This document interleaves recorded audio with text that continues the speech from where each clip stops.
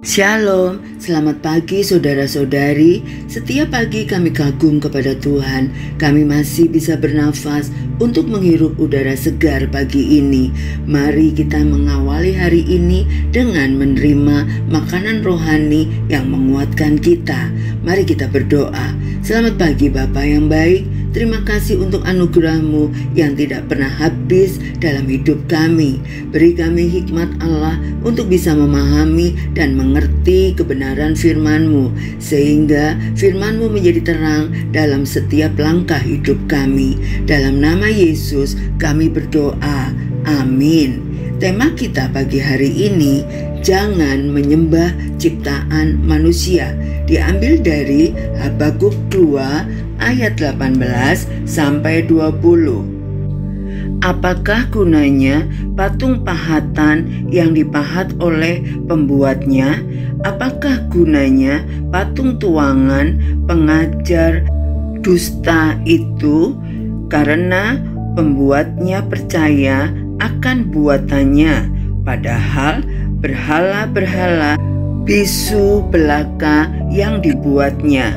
Celakalah orang yang berkata kepada sepotong kayu, terjagalah, dan kepada sebuah batu bisu, bangunlah.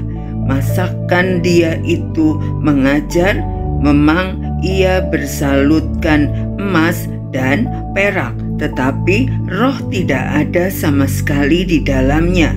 Tetapi Tuhan ada di dalam bait-Nya yang kudus.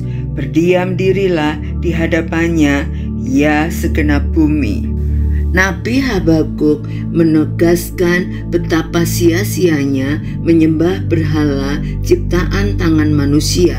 Betapapun indahnya dihiasi emas atau perak, berhala tetaplah benda mati, tidak dapat berbicara, tidak dapat menolong, bahkan tidak berdaya. Ironisnya, banyak orang lebih percaya pada ciptaan daripada penciptanya. Padahal hanya Allah yang hidup, yang berkuasa, yang layak disembah. Karena itu kita dipanggil untuk berdiam di hadapannya, tunduk menyembah Dia yang hidup, bukan kepada hasil karya manusia yang fana. Habakuk 2 ayat 20.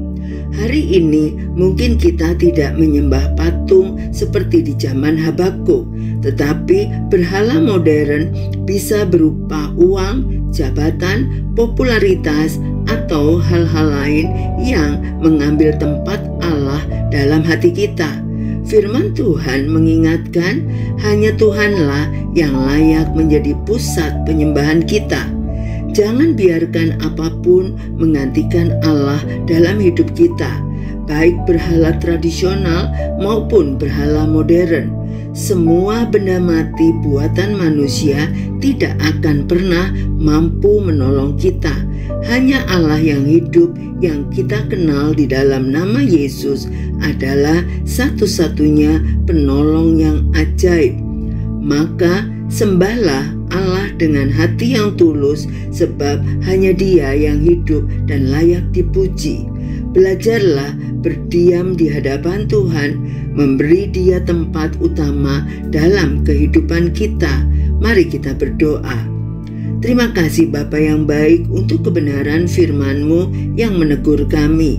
Ampunilah kami bila kami seringkali lebih mengandalkan dan mencari hal-hal yang dicari oleh orang yang tidak mengenal Allah, seperti uang, jabatan, daripada mencari Engkau, Sang Pencipta.